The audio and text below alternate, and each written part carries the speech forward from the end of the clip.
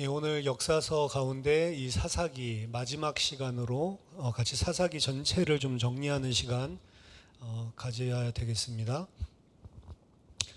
일단 사사기 우리 1장을 보면 이제 그 가나안 정복 전쟁에 대해서 요약을 하고 있는데요. 1장 1절에 보면 여호수아가 죽은 후에 이스라엘 자손이 여호와께 여쭈어 이르되 우리 가운데 누가 먼저 올라가서 가나안 족속과 싸우리이까. 여호와께서 이르시되 유다가 올라갈지니라. 유다가 가장 먼저, 이 여호수아가 죽은 다음에 지속되어지는 정복 전쟁을 이야기하고 있는 거죠. 그래서 여호수아서 다음에 이어지는 내용들을 이야기하고 있습니다. 근데 이 사사기 1장 1절에서 누가 먼저 올라가겠습니까? 유다 지파가 올라가라 라고 이야기를 하고 있는데요. 사사기 20장에 보면 그 기브아, 그 베냐민 지파랑 이스라엘 전 지파가 싸우는, 전쟁하는 그 장면이거든요. 그러니까 기브아에서 그 레위인의 첩을 잔인하게 소돔 고모라 같이 죽인 이후에 12지파에게 이 조각조각 내가지고 첩에 어떻게 보면은 사체죠. 사체를 보내고 이런 잔혹한 일이 이스라엘에서 베냐민 지파에게 일어났다. 이렇게 이야기를 하고 그 베냐민 지파를 가만히 둘 수 없다. 이런 악한 일을 가만히 둘 수 없다 해서 이스라엘 지파들이 전체가 다 모이는 장면, 그리고 전쟁하는 장면이 사사기 20장에 드러나는데요. 사사기 20장 18절에 보면 이스라엘 자손이 일어나 베델에 올라가서 하나님께 여쭈어 이르되 우리 중에 누가 먼저 올라가서 베냐민 자손과 싸우리까 하니 여호와께서 말씀하시되 유다가 먼저 갈지니라 하신지라. 자, 지금 베냐민 지파랑 싸우러 올라가는 이 장면과 그리고 가나안 족속과 싸워서 올라가는 장면, 이 두 장면이 유사하죠. 누가 먼저 올라가야 되겠습니까? 묻고 여호와께서 히브리어로는 완전히 똑같습니다. 유다 지파가 올라갈지니라 라고 명령하시는 것들을 볼 수 있습니다. 그래서 유다 지파의 가나안 정복 전쟁, 이거랑 유다 지파와 베냐민 지파의 전쟁 사이에 똑같은 병렬적인 평행적인 이런 이야기들을 사사기 기자가 일부러 쓰고 있는 거죠. 가나안은 누굽니까? 하나님 알지 못하는, 하나님을 대적하는 우상 숭배자고, 그 약속의 땅에서 반드시 제거돼야 될 족속이 가나안 족속인데, 그 가나안 족속과 이스라엘 전체가 전쟁하는 장면과 베냐민 지파와 이스라엘 전체가 전쟁하는 장면을 동일하게 평행으로 지금 표현하고 있는 거예요. 그럼 이 베냐민 지파가 얼마나 악한 존재인지 명확하게 드러내려고 하는 이 저자의 의도가 드러나는 것이죠. 이것은 우리가 쭉 사사기 내용들을 보면서 여러 번 이야기를 했지만, 베냐민 지파는 사울 왕이 나온 지파고, 그리고 사울 왕의 그 고향이 기브아이기 때문에 여기에 대한 폴레미컬한 이런 내용들이 담겨져 있는 겁니다. 유다 지파는 당연히 다윗을 이야기하는 거죠. 물론 이 사사기 1장에서는 누가 왕이 되어야 되는가, 다윗이 왕이 되어야 된다라고 하는 것은 분명히 이야기하지 않습니다. 그럼에도 불구하고 사사기 1장에서 가나안 정복 전쟁을 누구부터 시작해야 됩니까? 라고 이야기했을 때 유다 지파부터 시작을 하라라고 이야기를 했고, 그 전쟁이, 정복 전쟁이 완성되는 것은 누구에게서 완성이 되냐? 유다 지파의 다윗 때에 이르러서야 정복 전쟁이 완성됩니다. 아브라함에게 약속하셨던 그 지경들, 그 땅들이 온전하게 이스라엘 백성이 정복하게 되는 정복 전쟁이 완료되는 시점이 다윗 왕이에요. 그래서 다윗 왕이 정복 전쟁을 하고 통일 왕국을 이루고 그곳에서 통치하고 있을 그 시간표가 말하자면 하나님의 언약이 성취되는 시간표. 그렇기 때문에 유다 족속이 올라가야 된다라고 하는 것에는 이 사사기 기자의 생각에는 다윗이 당연히 담겨져 있습니다. 그래서 이 유다 지파와 베냐민 지파를 사실은 극과 극으로 다루고 있어요. 자, 유다 지파가 올라가서 1장 3절에서 20절까지 정복 전쟁을 펼쳐 나갑니다. 근데 21절에 보면 이제 유다 지파 이후에 다른 지파 이제 정복 전쟁 이야기를 하는데, 그때 처음 등장하는 지파가 1장 21절에 베냐민 자손이에요.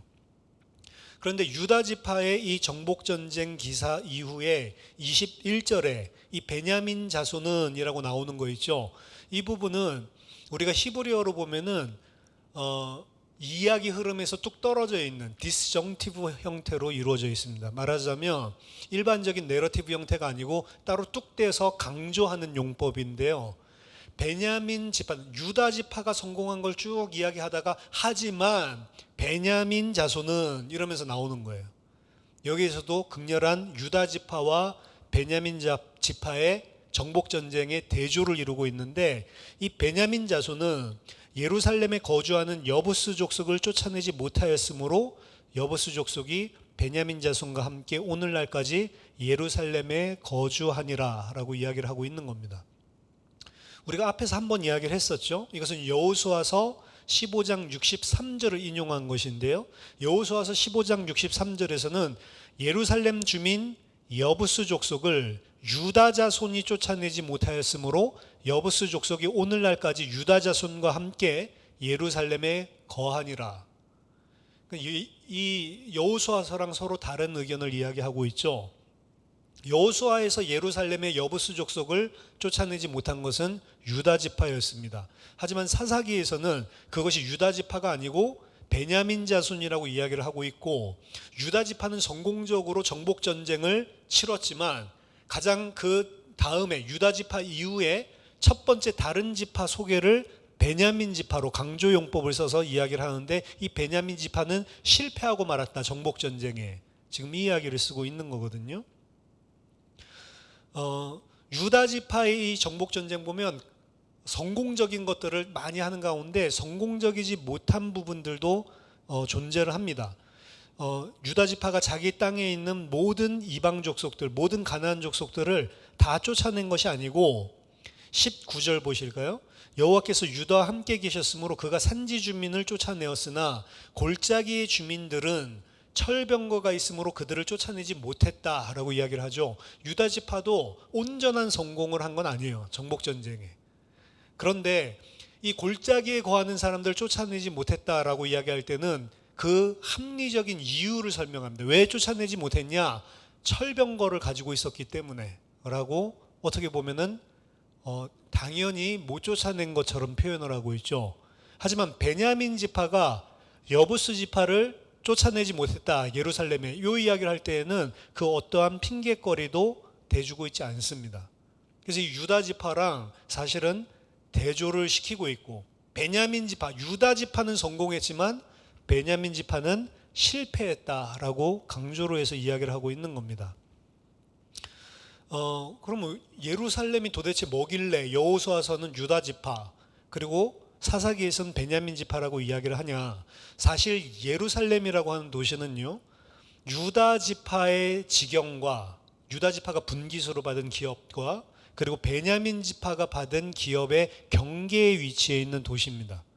그렇기 때문에 충분히 유다 지파도 살고 있고 베냐민 지파도 나중에 살게 되고, 함께 어떻게 보면 공유하는 그런 중앙 중립지역, 이렇게 볼 수 있는 도시라고 할 수 있는데요. 그렇기 때문에 이게 전혀 틀린 이야기는 아니죠.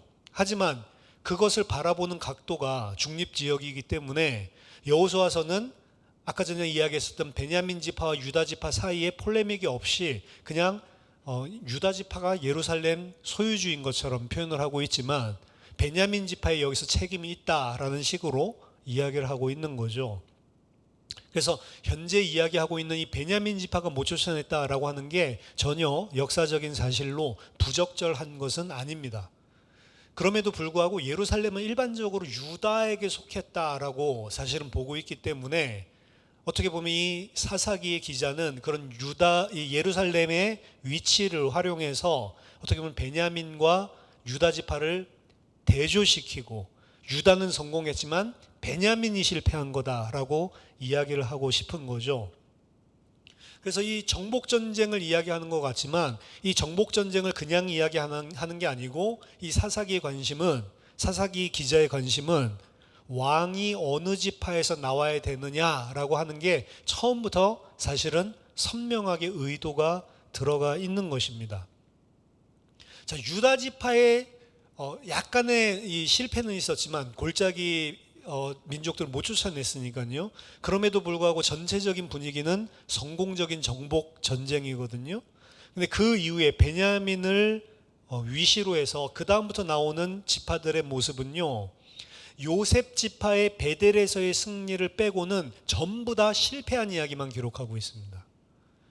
그러니까 이 사사기 1장을 읽어보면 이 정복전쟁이 유다 지파는 거의 성공이지만 골짜기에 있는 족속들 일부를 쫓아내지 못한 것으로 희망적인 그림을 보여주고 있는 반면에 나머지 지파들은 베냐민 지파부터 시작해서 전부 다 설명하고 있는데, 요셉 지파가 베델에서 승리한 잠깐의 이야기 빼고는 전부 다 실패한 이야기예요. 그래서 어디에 있는 주민들을 쫓아내지 못했다. 정복전쟁을 유다 빼고는 다 실패한 것으로 사실은 기록을 하고 있습니다. 그리고 그 실패하고 그들이 이민족들을 쫓아내지 못했기 때문에 처음에는 이스라엘 족속들이 적들을 제압했지만 나중에 가다 보면 이제는 정복전쟁에 실패하는 기사들을 연달아 이야기하다가 나중에 단지파의 이야기에 가서는 단지파는 쫓아내지 못할 뿐더러 그들에게 오히려 압제를 당하고 쫓겨나는 형국까지도 보여주고 있습니다. 그래서 이스라엘 이 12지파가 사실은 정복전쟁에 실패한 모습들을 부각시켜줘요. 누구 빼고는요? 유다 지파 빼고는. 그래서 유다 지파가 리더십에 서 있어야 된다, 이스라엘에. 이거를 분명히 하고 있죠. 따라서 2장 1절에서 5절에 보면 이 1장에서 이야기하고 있는 이스라엘 전체의 정복 전쟁에 대해서 하나님이 그들의 행위에 대한 평가를 이야기합니다. 2장 1절부터 보면 여호와의 사자가 길갈에서부터 복임으로 올라와 말하되 내가 너희를 애굽에서 올라오게 하여 내가 너희의 조상들에게 맹세한 땅으로 들어가게 하였으며 또 내가 이르기를 내가 너희와 함께 한 언약을 영원히 어기지 아니하리니 너희는 이 땅의 주민과 언약을 맺지 말며 그들의 제단을 헐라 하셨거늘 너희가 내 목소리를 듣지 아니하였으니 어찌하여 그리하였느냐. 그러므로 내가 또 말하기를 내가 그들을 너희 앞에서 쫓아내지 아니하리니 그들이 너희 옆구리에 가시가 될 것이며 그들의 신들이 너희에게 올무가 되리라 하였노라. 여호와의 사자가 이스라엘 모든 자손이 이 말씀을 이르매 백성이 소리를 높여 운지라. 그러므로 그것을 복임이라 이름을 하였다. 이렇게 나오죠. 앞에서는 그들이 쫓아내지 못했다라고 이야기를 하고 있는데 여호와의 평가는 그들이 쫓아내지 않았다라고 단정을 합니다. 그렇죠? 그들의 불순종이다라고 분명히 이야기를 하고 있죠. 사실 모든 족속들을 하나님은 원래 처음부터 그들과 언약을 맺지 말고 그들을 남녀노소 그리고 그들의 짐승까지도 싹 다 진멸해버리라고 했습니다. 그렇죠? 근데 사실 그게 어렵잖아요. 어떻게 보면 어린아이들까지 다 죽여야 하느냐라고 하는 부분들이, 그래서 사실은 좀 어려운 그러한 어떻게 보면 하나님의 명령이죠. 그리고 그 명령에 철저하게 파괴하지 않고 힘이 있을 때에도 사실은 몰아내지 않고 그들을 종들로 사용하는 등 이스라엘 백성이 불신앙하는 모습들이 여호수아서에서도 사사기에서도 보여주는데 2장 1절에서 5절에 의하면 여호와께서 그들을 쫓아내지 못한 것은 불순종이다라고 단정을 짓고 있는 거예요. 왜? 하나님이 그들과 함께하고 있는데도 쫓아낼 엄두를 내지 못하고 있는 거죠. 사실은 그들의 힘으로 하는 것이 아니고 하나님의 언약. 그래서 이들이 이방 민족을 쫓아내지 않은 것은 언약적으로 하나님 앞에 실패한 것이다 라고 선지자를 통해서 이야기를 하고, 이 말을 듣고 이스라엘 백성들은 여호와 앞에서 다 울고 이스라엘 백성에게 심판이 오게 되는 장면이 이제 앞으로 전개되는 겁니다. 그 심판이 전개되는 장면은 이 두 번째 섹션에서 일어나는 거죠. 그 2장 5절에서 딱 첫 번째 섹션이 끝나는 거고 2장 6절부터 이제 두 번째 섹션이 시작되는데, 두 번째 섹션 전체의 이야기는요 이스라엘 백성의 하향 곡선을 그려주고 있습니다. 그 하향 곡선의 이유를 신명기적인 언어로 설명하는 거예요. 여호수아가 죽고 난 이후에 사실은 여호와가 누구시며 여호와가 그들에게 어떤 일을 행하셨는지를 다음 세대에게 전달하지 않았다라고 하는 것들을 당장 언급을 하고 있습니다. 왜 이스라엘이 여호와를 신뢰하고 그리고 정복 전쟁을 제대로 하지 못하고 이방신으로 넘어갔냐? 이들이 가르쳐야 될 내용을 후대에게, 다음 세대에게 가르치지 않았다는 거죠. 그래서 이스라엘의 불순종, 이것도 문제를 삼지만 그 불순종 가운데 신명기 4장과 그리고 신명기 6장에서 강조하는 내용이 이 일을 너와 네 자식, 네 자녀와 그리고 네 손녀에게, 손자 손녀에게 가르치라 라고 하는 것을 신명기 4장 6장에서 분명하게 각인을 시키거든요. 근데 그 신명기적인 사실은 명령을 듣지 않는 거죠. 안 가르쳐 주는 겁니다. 그러니까 모르는 거예요. 하나님이 누군지, 하나님이 우리와 맺은 언약이 무엇인지, 그 언약의 성취를 위해서 어떻게 하나님께서 능력을 가지고 신실하게 행하셨는지. 그래서 하나님께서 오히려 그들이 언약을 지키는지 아니했는지 여호수아 때에 다 쫓아내지 않고 일부러 이 가나안 족속들을 남겨놓으셨다라고 하는 새로운 어떻게 보면 견해를 이야기를 합니다. 여호수아가 죽었을 때 이 민족들을 남겨둔 것은 여호수아의 불순종이 아니라 그들의 후손들이 여호와의 명령을 지키는지 안 지키는지 하나님께서 시험해 보기 위해서 언약적인 신실성을 시험하기 위해서 남겨둔 것이다. 이것을 허락하셔서 여호와께서는 그 후손들에게도 여호와가 누구신지를 알게 하시고 그리고 전쟁과 자기 자신들의 실패를 통하여서 이스라엘의 실존 그리고 여호와께서 여전히 그러한 이스라엘을 위해서 어떤 능력으로 싸우시는지 사사들을 보내서 보여주기 위한 수단으로 남겨놓으셨죠. 하지만 결과적으로 2장 6절부터 나오는 두 번째 섹션에서의 이야기는 패턴을 가지고 사사기의 패턴 제가 말씀드렸죠.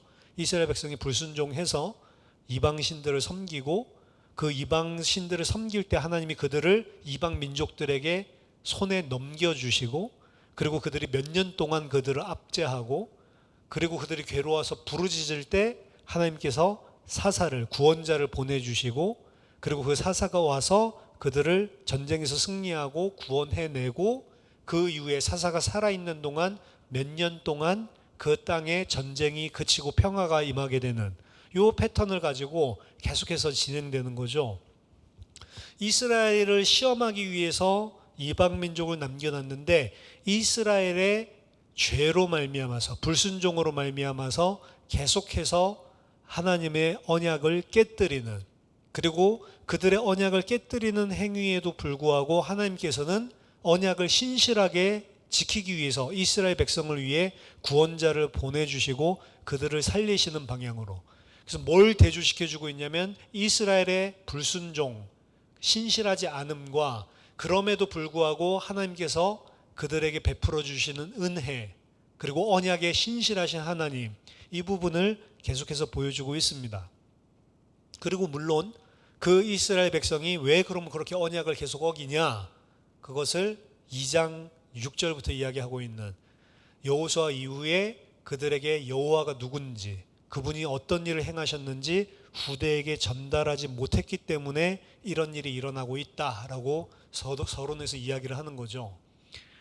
그래서 신명기적인 내용이 역사서의 전부를 사실은 다 어떻게 보면은 꿰뚫고 있다라고 말씀을 드렸는데, 그 신명기적인 언약, 신명기적인 신학 가운데 중요한 핵심 중에 하나가 후대들에게 이 사실을 가르치라는 겁니다. 하나님의 언약을 후손에게 가르치고 하나님이 어떤 분이며 하나님이 어떤 일을 행하셨는지를 가르쳐서 그들로 하여금 알게 하라라고 했는데, 이 부분을 여호수아 이후에 싹 다 상실한 거예요. 어떻게 보면 여호수아도 실패를 한 부분이죠. 그래서 이 두 번째 섹션에서는 총 12명의 사사가 등장을 하는데요. 12명의 사사는 대사사와 소사사가 있습니다. 대사사와 소사사는 실제로 그들이 어떤 중요성을 가지고 있는지에 의해서 나눠진 것은 아니고요. 사사기 안에서 어떻게 이야기가 세밀하게 많은 분량을 차지하고 다루고 있냐, 그 이야기가 다루고 있는 이야기의 중요성에 의해서 대사사와 소사사로 나뉘어지게 됩니다. 소사사들의 이야기를 보면 아까 전에 이야기했던 패턴만을 딱 이야기하고 넘어가는 케이스가 많아요. 근데 이제 대사사들은 이제 세밀한 그런 내러티브들이 등장을 하는 거죠. 이 대사사들의 이야기는 이 패턴을 따르지 않고 중간에 많은 이야기들이 있지만 전체적인 이야기로 보면 대사사들의 이야기 또한 소사사들의 이야기랑 사실은 일맥상통한 똑같은 사사기적인 패턴, 사이클을 유지하고 있습니다.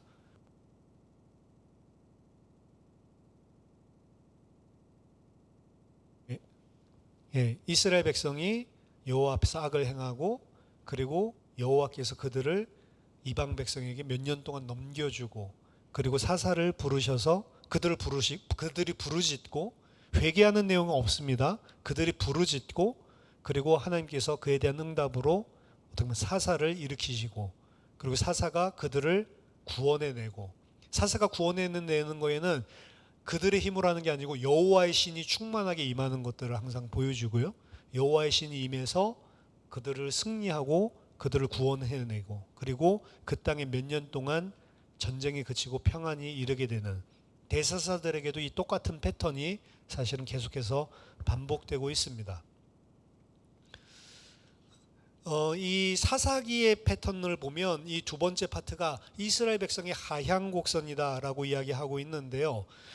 그 부분에서는 당연히 이스라엘 백성이 반복적인 죄를 사실 한번 구원 받았으면 그 다음에 정신을 차려야 되는데 정신을 못 차려요. 사사만 죽으면 곧바로 그들이 이방신으로 돌아서는 요 장면을 보여줍니다. 그것도 이스라엘 백성의 하나님 앞에 언약적인 하향 곡선을 그리고 있는 것들을 보여주는 표현이기도 하고요.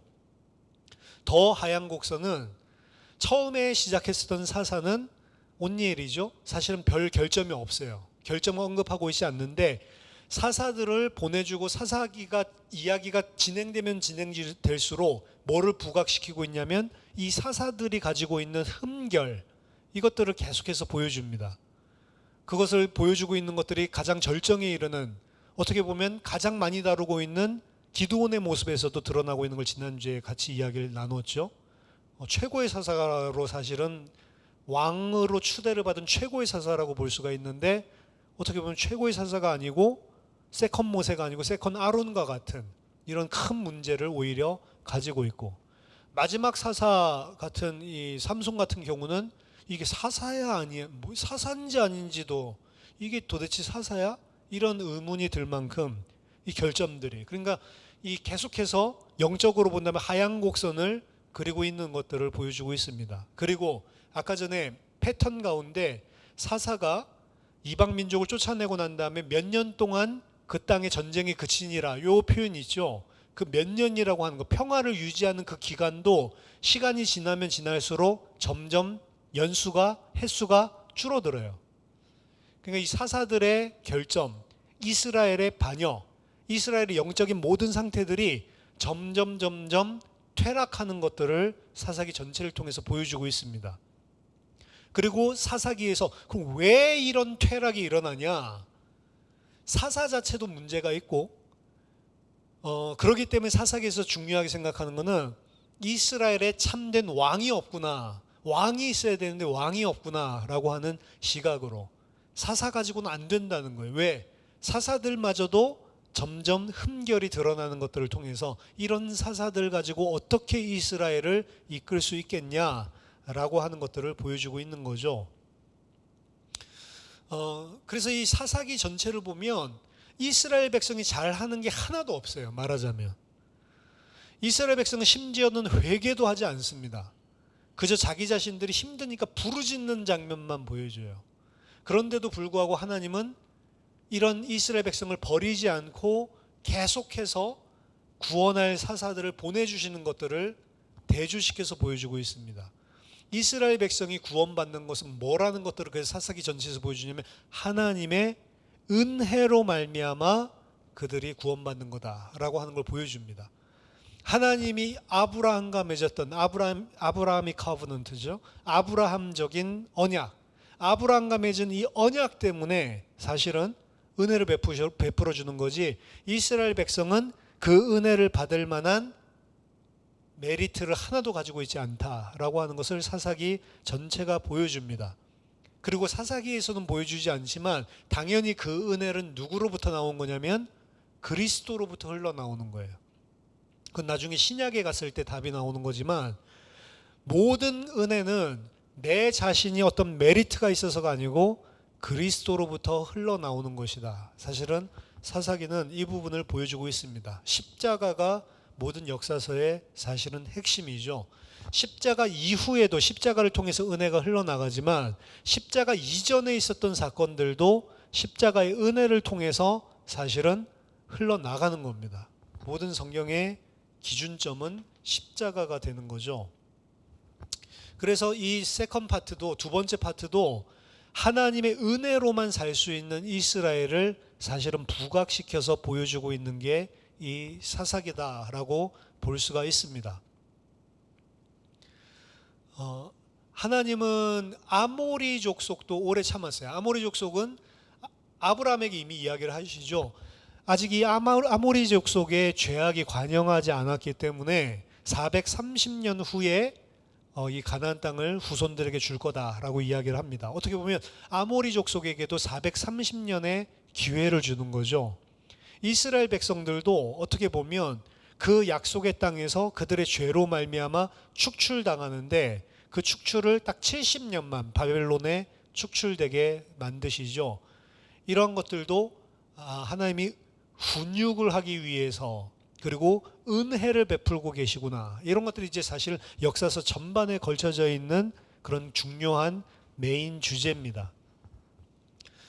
그렇지만 역사서에서 이야기하고 있는 것, 사사도 그렇고요, 그리고 왕도 그렇고요, 그리고 하나님의 바벨론의 포로되게 하는 70년의 기간도 그렇고요, 죄로 말미암아서 그런 일들이 계속 발생을 하는데 죄의 해결책은 등장을 하지 않아요. 구약 역사서 전체에 해답이 없어요. 왜 그런지 원인은 분명히 드러납니다. 이스라엘의 죄 때문에 그렇지만, 그리고 하나님의 은혜로 말미암아 죄인임에도 불구하고 하나님 계속해서 그들을 언약으로 붙들어 주시는 모습은 보이지만, 뭐가 궁극적으로 해결이 안 되냐면 죄에 대한 해결책이 없는 거예요. 그 해결책은 나중에 십자가에서 나오게 되는 거죠. 자, 그리고 각 사사들의 이 이야기들은요, 우리들이 조금 살펴봤지만 친 다윗, 반 사울의 색채를 분명하게 묘사를 하고 있습니다. 이걸 반영해서 이 사사기 기자가 이야기를 하고 있습니다. 예를 들면 첫 번째 온니엘이라고 하는 이 사사의 이야기를 우리가 읽어보면, 온니엘 얘기는 짧게 등장을 하지만 어떻게 보면 가장 흠결 없는 그런 사사의 모습입니다. 근데 이 온니엘이라고 하는 사사의 모습은 누구랑 비슷하게 그리고 있냐면 다윗 왕과 비슷하게 그리고 있어요. 온니엘도 그렇고요, 다윗도 그렇고요, 전쟁에서의 승리로 인해서 결혼을 제안받습니다. 근데 그 결혼은 사울 왕의 딸 미가를 주는 거죠. 그 결혼은 이스라엘 내에서 권력과 지위를 부여해 주는 결혼이에요.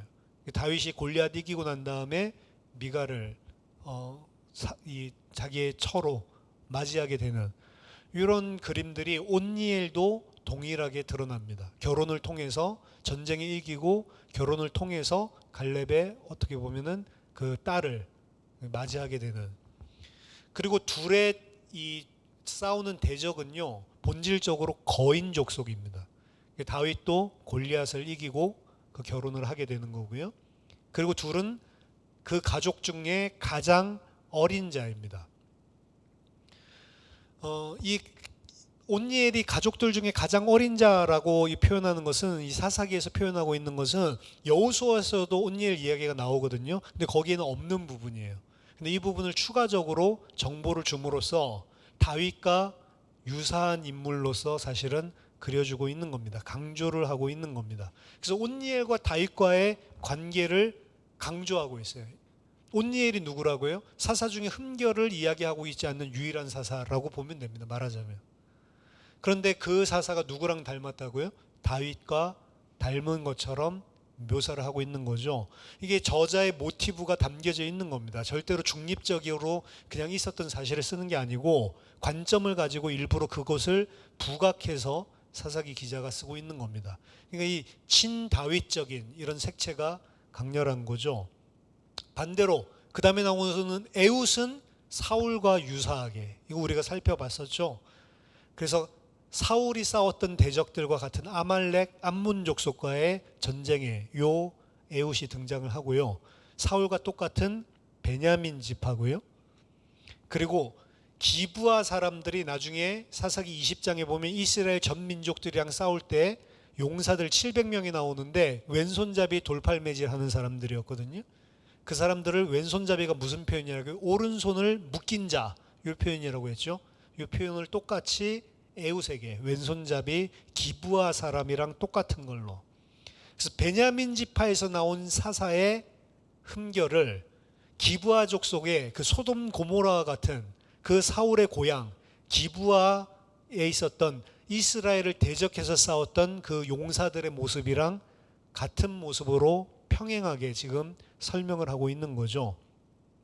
그래서 에훗과 이 사울 보면 같은 베냐민 지파이기도 하지만 이 에훗을 이스라엘의 리더로서는 부적합한 인물이다라고 하는 것들을 곳곳마다 암시를 넣어 놓는 것들을 우리가 볼 수가 있습니다. 그 다음 여선지자 데보라와 그리고 바락 이야기가 등장하는데요. 이 바락 이야기도 사실은 사울과 유사한 점을 이야기를 하고 있습니다. 대적들은 물론 다르지만 둘 다 선지자에 의해서 소환되는 모습, 이것들을 똑같이 보여주고요. 그리고 바락도 그렇고요, 사울도 그렇고요, 그들의 대적을 치는 데에 둘 다 실패하는 옹졸한 모습들을 다 섞어서 이야기를 하고 있습니다. 바락이 안 가요. 치러 가라고 하는데 어떻게 보면 데보라의 여자의 옷자락 뒤에 숨는 모습들을 사실은 보여주고 있거든요. 사울도 처음에 전쟁하라고 했을 때 이런 옹졸한 모습들을 보여주기도 하고요. 그리고 상대방의 이 왕이 있죠. 왕을 치는 데 있어서 이 사울도 아각을 치지 않고 살려주거든요. 아각이 그 앞에서 막 좋아가지고 막 날뛰는 장면이 드러나는데 사울도 자기 손으로 직접 아각을 치지 않고, 그리고 이 바락도요, 이 그 대적자를 치지 않습니다. 시스라를 자기 손으로 죽이지 못해요. 누가 죽이냐면 여인인 야일이 대신해서 죽이고, 그리고 사무엘이 대신해서 아각을 죽이고, 그러니까 상대의 대적의 어떻게 보면 지도자를 처단하는 데 있어서 바락도 사울도 실패하는 모습들을 보여주고 있습니다. 그리고 겐족 속의 이야기가 등장하는 것도 유사하고요. 그리고 시스라의 어머니 이야기도 나오고 아각의 어머니 이야기도 나오거든요. 둘 다 어떤 이야기로 나오냐면 아들을 잃은 어머니의 관점에서 이야기들이 똑같이 그 시스라와 아각의 어머니 이야기가 등장을 합니다. 그러니까 이런 것들 이야기들도 지금 바락과 사울을 대비시켜서 보여주고 있는 반사울적인 색채들을 띠고 있다는 거죠. 따라서 이 사사들이 실패하고 온전히 믿음의 모습을 보이지 못하고 이런 모든 모습들은 사울 내러티브를 잘 읽어보고 다시 읽어보면 유사한 점들이 너무 많은 거예요. 실패하는 것들 속에. 그래서 사사의 실패를 사울과의 관계랑 밀접하게 이 사사기 기자는 기술을 하고 있는 것들을 우리가 볼 수가 있습니다. 더더군다나 가장 중요한 아비멜렉의 이 모습은 사울과 엄청 유사해요. 아비멜렉이 자기가 이제 왕이 되기 위해서 이 세겜에서 그 자기 이복 형제들이죠. 70명을 그 돌 위에서 바위 위에서 다 죽이거든요. 이 바위 위에서 죽였다는 것은 제사를 의미하는 건데 자기가 왕이 되기 위해서 이복 형제들을 다 죽이는 장면들, 이런 장면들은 사울이 다윗을 죽이려고 하는 장면이랑 일부러 대비를 시켜놓고 있는 거고, 사울이 어떻게 보면 제사에 실패하는 부분들이랑 보여주고 있는 겁니다. 사울이 전쟁에 이기기 위해서 어떻게 하죠? 사무엘 오지 않았는데 제사를 드리죠. 그 제사는 여호와께 드린 게 아니잖아요. 형제들을 70명을 반석 위에서 죽이는 건 제사 장면과 오버랩 시켜서 보여주고 있는 건데, 그 제사 또한 피제사 또한 여호와께 드리는 게 아니고 자기의 왕권을, 왕위를 지키기 위한, 왕위를 차지하기 위한 그러한 사심이 섞인 그런 제사로 이야기를 하고 있는 겁니다. 그래서 이런 왕좌에 대한 라이벌십 이런 부분들을 사울과 빗대어서 이야기를 하고 있는 거고요. 그리고 아비멜렉이 왕권을 놓칠 때 3년 뒤에 세겜에 하나님께서 악한 영을 보내시는 것들을 이 아비멜렉 이야기에서도 보여줍니다. 그리고 사울 왕도 당연히 악신이 들리는 것들을 이야기를 하고 있죠. 이런 부분들도 아비멜렉이랑 사울을 똑같은 놈이다, 사실은 이렇게 이야기를 하고 있는 거예요. 그리고 무고한 시민들을 갖다가 살육하는 장면들, 이런 것들도 이 아비멜렉도 아예 시에 있는 사람들을 막 불살라서 죽여버리고 이런 장면들이 등장을 하거든요. 사울 왕도 자기 자신의 목적을 이루기 위해서 시민들을, 무고한 자들을 죽이는 장면들을 보여주고 있는, 이런 내러티브 이야기들 전부 다 엮여서 보여주고 있는 겁니다. 그리고 살육을 하는 와중에 70명의 아들들을 죽이는 와중에 이 요담이 살아남거든요. 마찬가지로 사울이 제사장들을 죽이는 장면에서 제사장들 가운데 아비아달이 생존해서 살아나가는 장면, 이런 것들이 이제 전부 다 사울이랑 똑같은 모습이죠. 그리고 선지자가 책망하는 이야기, 선지자의 책망을 받는 거, 요담 이야기, 요담을 통해서 선지자의 책망을 듣는 것, 그리고 사무엘을 통해서 책망을 듣는 것, 이제 이런 이야기들이 전부 다, 그리고 마지막 죽을 때에 자기 곁에 있었던 무기를 들고 따라오는 종에게 자기 자신을 죽이기 위해서 욕을 받지 못하게 하는 거, 이것도 죽음의 장면도 똑같죠. 그래서 아비멜렉이 바로 사울과 같은 존재로 이야기를 하고 있는 겁니다. 그러니까 아비멜렉을 보면서 야, 이런 아비멜렉이 왕이 되면 안 되겠다라는 생각을 가진 사람이 사울의 행적을 보면 이거 아비멜렉이랑 똑같은 놈 아니야? 라는 식으로 사실 오버랩되도록 이야기를 하고 있는 거죠. 따라서 사울과 같이 왕이 되고자 하는 이 아비멜렉과 사울 왕을 같은 인물로 어떻게 보면 그리고 있는 것입니다. 이스라엘의 지도자가 돼서는 절대로 안 된다는 거죠.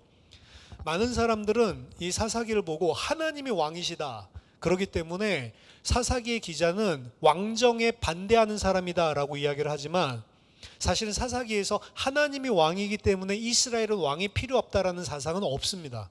사사기의 오히려 입장은 왕이 지금 없기 때문에 문제다라고 하는 거고, 왕정을 옹호해요. 단 누가 왕이 돼야 되는가라고 하는 부분에 있어서 사울과 같은 자, 베냐민 지파에서는 왕이 나오면 안 된다라는 부분을 이야기하는 거죠. 어디서 나와요? 유다 지파에서 나와야 되고 다윗이 왕이 돼야 된다라는 것들. 그래서 사울의 왕정에 반대를 하는 것이지 왕정 자체에 대해서 일반적으로 반대하고 있지는 않습니다. 그래서 이 사실을 분명하게 하기 위해서 어떻게 보면 이스라엘의 역사를 아는 자들은 사사기를 읽어보면 절대로 사울왕은 왕이 되면 안 되는 존재구나 라고 하는 부분들을 연계시켜서 계속해서 반복적으로 부각시키고 있는 것들을 볼 수가 있습니다. 소돔 고모라 이야기랑 기브아 이야기를 엮는 것도 지난주 우리가 살펴봤죠. 완전히 똑같은, 현대적인 이야기로 한다면 사울왕의 고향을 인신공격하고 있는 거예요, 정치적으로 말하자면. 그래서 아마 사울왕이나 사울왕을 추종하는 사람들이 사사기를 읽으면 아주 열이 받을 겁니다. 이 도대체 이 기브아나 베냐민 지파나 이렇게 악한 자들로 이렇게 묘사를 할 수가 있냐, 사실은 화가 날 만큼 정치적으로 이야기를 쓰고 있는 것입니다. 역사적인 일어난 사건이 맞는데 그 부분을 부각시켜서 읽는 사람들이 깨닫게끔 만들려는 저자의 의도가 사사기 전체에 걸쳐서 사실은 흐르고 있는 거죠. 또 다른 예로 입다 같은 사사도요.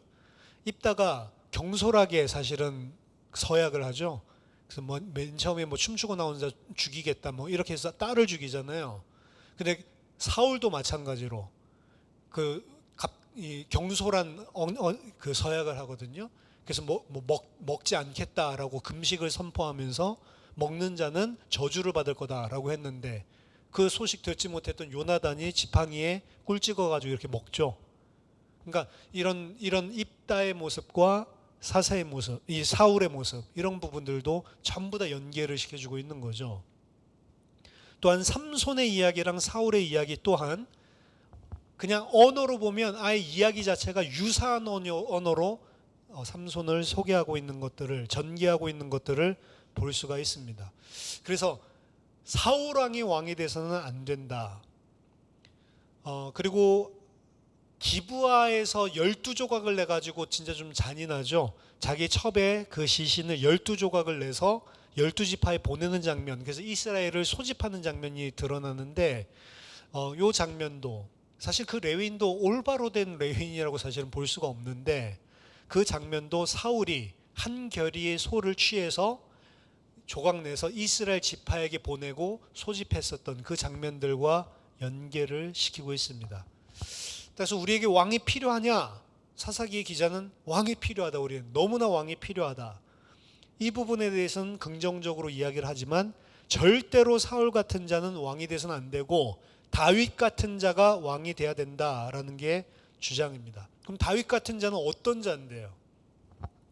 어떤 자이길래 다윗 같은 자가 왕이 돼야 된다라고 주장을 하냐? 왕의 이 자질로서 사사기 기자가 이야기하는 신명기적인 신학의 근거를 하고 있습니다. 왕이 될 만한 자질은 언약을 지키고 하나님의 백성들로 하여금 언약을 지키도록 교훈할 수 있는 왕, 그리고 그 언약을 자신들만 잘 지키는 것이 아니고 후대들에게도 올바르게 가르칠 수 있는 왕. 그래서 왕의 요건은 언약이에요. 자기 자신이 언약을 지키고 그리고 그 언약을 지키는 가운데 이스라엘을 지도할 수 있는 왕. 사울은 아니라는 거죠. 그리고 그 언약을 후대에게, 하나님께서 행하신 일들, 하나님이 누구신지를 정확하게 후대에게 가르칠 수 있는 왕이 되어야 된다. 그리고 그러한 왕을 다윗이라고 지금 이야기를 하고 있는 겁니다. 근데 우리는 이제 그 뒤에 나오는 역사서를 알잖아요. 다윗은 과연 그러한 왕이었느냐? Covenant keeping king, 언약을 지키는 왕, 그리고 언약을 후대에게 제대로 전수하는 왕이었냐? 그러면 역사서에서는 다윗도 아니더라. 사실 이렇게 답이 나오는 거거든요. 다윗이 돼야 된다 사사기에서 이야기했는데 다윗도 실패하는 모습을 보여주고 있습니다. 그렇기 때문에 사사기와 이 역사서는 더 나은 통치자, 더 나은 구원자가 와야 된다는, 사사기에서 이야기하고 있는 건 사울보다 더 나은 통치자, 더 나은 구원자가 우리에게 필요하다. 그리고 그게 다윗이다라고 이야기를 하지만 그 이후에 다윗도 아니더라. 다윗보다도 더 나은 왕, 더 언약을 온전하게 순종하고 그리고 그 언약을 영원히 그들의 후손들에게 가르칠 수 있는 진짜 왕이 와야 된다라고 하는 것을 기대하게 하는 역할을 하는 거죠. 그래서 그 전체가 다 역사서는 우리를 다스리는 진짜 언약에 온전하게 순종하고 그리고 영원한 언약을 지키도록 만들어줄 수 있는 왕, 그게 뭐죠? 성령을 통해서 우리의 마음의 문제를 해결할 수 있는 왕, 그게 이제 예수 그리스도를 바라보게 만드는 것입니다. 이게 이제 역사서의 큰 그림이에요, 사실은. 그래서 이 안에서 일어나고 있었던 친유다, 반베냐민적인 관점, 그리고 이 안에서 일어나고 있는 친다윗, 그리고 친사울적인 관점, 그리고 그 기준은 신명기적인 언약을 기준으로 하고 있는 것. 우리에게는 언약을 지키는 지도자, 하나님의 백성을 언약 속에서 인도할 지도자가 필요하고, 여호와를 자신이 경외할 뿐만 아니라 언약을 지키는 의미는 1차적으로는 자기 자신이지만 2차적으로는 다음 세대에도 이 언약의 순종을 전수할 수 있는, 하나님이 누구신지를 경외할 수 있는 그 일을 가르칠 수 있는 왕, 이 부분을 상당히 중요한 리더십으로 보고 있는 겁니다. 리더십의 위기에 있었던 원래의 독자들에게 신명기적인 내용을 가지고 사사기 기자가 우리에게 지금 진짜 왕이 필요하다라는 것을 피력하고 있는 것이 이 사사기이기 때문에, 그래서 다윗 왕과 사울 왕 계열이 대치하고 있었을 때에 이 사사기가 기록되지 않았냐라는 부분들이 지배적으로 있는 거죠. 하지만 그럼 다윗에 대한 부분들은 사실은 사사기 안에서 그 시대 때 어떻게 보면은 이 본질적인 부분들이 쓰였을 수 있지만 나중에 역사서를 보면 다윗도 아니잖아요. 가만히 보면 이 다윗 왕도 부족하다라고 하는 부분들, 유다 지파도 부족하다라고 하는 부분들이 또 스며들어 있는 부분들이 역시 존재합니다. 그래서 내러티브가 때때로는 1장 19절에서도 그렇고요. 아까 쫓아내지 못한 거 15장 9절에서 19절, 17장 9절에서 13절, 19장 1절에서 3절 이런 이야기들을 보면 때때로 유다나 베들레헴에 대한 부정적인 것들도 같이 섞여 있어요. 이건 이제 그 이후에 다윗도 실패했을 때의 견해가 들어가 있는 거거든요.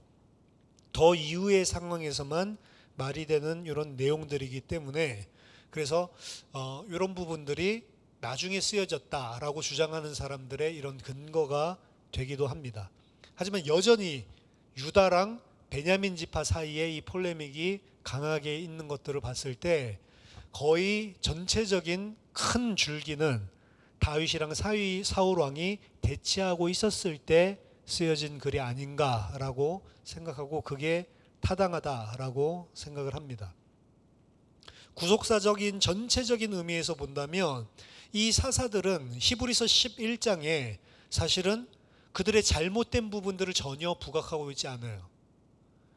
내가 믿음의 사람들을 더 이야기해야 되냐라고 이야기를 하죠. 히브리서 기자가 11장에서 아브라함부터 시작해서 뭐 이 믿음의 선진들 이야기를 하면서 내가 기드온이나 뭐 바락이나 뭐 삼손이나 이런 사람들 이야기 다 쓰려고 하면 부족하다, 지면이 부족하다라고 이야기를 하는데 거기에서 이야기를 들어보면 기드온이 믿음의 사람인가? 사실은 사사기 자체에서는 기드온이 믿음의 사람이 아니잖아요. 근데 히브리서에서 보면 기드온이 믿음의 선진인 것처럼 이야기를 하고 있습니다. 왜 그러냐? 그들은 비록 사사기 구약 성경 자체에서는 그들 자신의 결점을 가진 자들이 분명하지만 그들을 통해서 그들의 역할을 통해서 누구를 바라볼 수 있게 해주는 역할을 제대로 수행을 했냐면 그리스도를 바라보게 해주는 역할을 제대로 수행한 사사이기 때문에 그리고 하나님께서 그들의 결점임에도 불구하고 하나님의 은혜로 구원자로 사용하신 하나님의 종으로 사용하신 믿음의 사람들의 그림자이기 때문에 그들을 믿음의 사람이라고 이야기하고 있는 겁니다. 그들이 진짜 믿음의 사람이 아니고 믿음의 사람이라고 인정해 주는 거예요. 왜? 부족한데도 불구하고 하나님의 은혜로 말미암아 사용받은 주의 종. 이게 우리의 믿음을 그림자로 보여주고 있는 거기도 하고요. 그리고 그들로 말미암아서 그리스도를 바라보게 하는 그 그리스도적인 역할을 충실하게 그들의 오히려 결점을 통해서도 행했다는 면에서 사실은 그들은 믿음의 사람이다라고 결정을 짓고 넘어간 거죠. 우리 믿음의 모델인 거예요. 사실은 우리도 그러한 식으로 사실 우리도 구원받는 게 똑같아요. 히브리서에서 기드온을 믿음의 사람으로 인정해 주는 것 같이 우리들도 어떻게 해요? 그리스도를 통해서 구원받은 우리들 자체는 결점이 충만한 인생을 사는데 어떻게 보면 우리들도 히브리서에서 이야기하는 것처럼 그리스도로 말미암아서 믿음의 사람으로 칭해 주는 거예요, 사실은. 그래서 믿음의 백성의 모델이 되는 거죠. 그래서 보다 더 나은 구원자이신 예수님이 오셔서 언약을 지키심으로 구속사 속에서는 진정한 하나님의 백성을 이끌고 영원한 안식, 40년 동안 평안을 가져다 주고 뭐 36년 동안 평안을 가져다 이게 아니고 영원한 안식을 가져다 주는 지도자, 참된 왕이 온 거죠. 다윗도 실패했던 그 일을 그리스도를 통해 그래서 사사도 그리스도를 가르치는 거고 다윗도 그리스도를 가르치는 거고 그리고 신약에서 그리스도가 오셨는데 그 그리스도는 전혀 부족하지 않았다. 완전하게 우리를 위한 영원한 안식을 가져다 줄 수 있는 일을 온전한 순종을 통해서 해내셨다라고 하는 방향으로 전체가 흘러가는 겁니다. 사사기 이야기지만 사실 사사기 안에서 사무엘상하 열왕기상 이야기가들이 전부 다 등장하고 있는 거죠. 사실 이런 맥들이 일맥상통하게 흘러가고 있는 거기 때문에 여호수아서부터 사실은 시작해서 전체 역사서가 한 관점을 가지고 사실은 역사를 기술하고 있는 신명기적인 역사다, 이렇게 이야기를 하고 있는 겁니다. 사사기를 통해서 우리들이 봐야 되는, 그리고 사사기 기자가 가지고 있는 그 주제들, 우리들에게 전달하고자 하는 바들, 이런 부분들을 전체적으로 살펴봤고요. 이런 큰 그림들을 가지고 다시 사사기들의 사사들을 살펴보고, 그리고 내러티브 읽는 방법들을 지난주에 잠깐 소개해드렸죠. 그렇게 내러티브들을 아이러니나 유머러스한 거나 그런 부분들을, 그 등장인물들이나 이런 것들을 가지고 보면 이전에 보이지 않았었던 세밀한 부분들을 우리들이 찾아내서 볼 수가 있는 거죠. 저 여러분들이 역사서를 통해서도 하나님의 은혜를 발견하기를 바라고, 그리고 그 속에서 우리에게 주고 있는 하나님의 백성된, 하나님의 백성으로서, 언약 백성으로서의 우리의 연약한 부분들, 그리고 그 부분을 덮어주시는, 우리를 언약으로 온전하게 인도하신 그리스도의 은혜, 이 부분들을 보고, 그리고 오직 그리스도 안에서만 흘러나오는 하나님의 언약의 신실하심들을 바라보고 의지하는 그런 귀중한 은혜가 있기를 예수 그리스도 이름으로 축원합니다. 이 관점으로 본다면 사사기의 많은 이야기들이 잘못 설교되고 있는 것들이 많다라는 것들을 많이 발견하게 될 겁니다. 거의 사사들을 우리들이 따라야 될 믿음의 어떻게 보면 모델, 롤 모델 같이 이야기를 하고, 다윗 왕도 어떻게 소개를 많이 하죠? 우리가 다윗처럼 이런 믿음을 가지자, 이런 식으로 롤 모델적으로 이야기를 하죠. 근데 성경에서는 인간을 롤 모델로 삼으려고 하는 그런 생각이 추호도 없어요, 사실은. 아브라함 이야기도 그렇고요. 저와 여러분들이 진짜 믿음이 무엇인지를 말씀을 통해서 정확하게 아는 은혜가 있기를 바랍니다. 기도하겠습니다. 살아계신 하나님 아버지, 은혜를 감사드립니다. 사사기를 통해서도 우리들의 죄악됨과 또 우리들의 죄악에도 불구하고 우리에게 신실하게 언약을 이루시고 우리에게 영원한 안식을 주신 예수 그리스도의 십자가의 은혜를 발견할 수 있도록 도와주시고, 하나님의 백성으로 언약을 지키는 그 신실성에 응답하는 주의 백성으로 날마다 저희들이 살아가고, 그 언약을 붙들고 우리의 연약함에도 불구하고 그 하나님의 은혜를 찬송할 수밖에 없는 구원의 감사 감격이 날마다 흘러나오는 주의 백성들 될 수 있도록 도와주시고 인도해 주시옵소서. 살아계신 주 예수 그리스도 이름으로 기도하옵나이다. 아멘.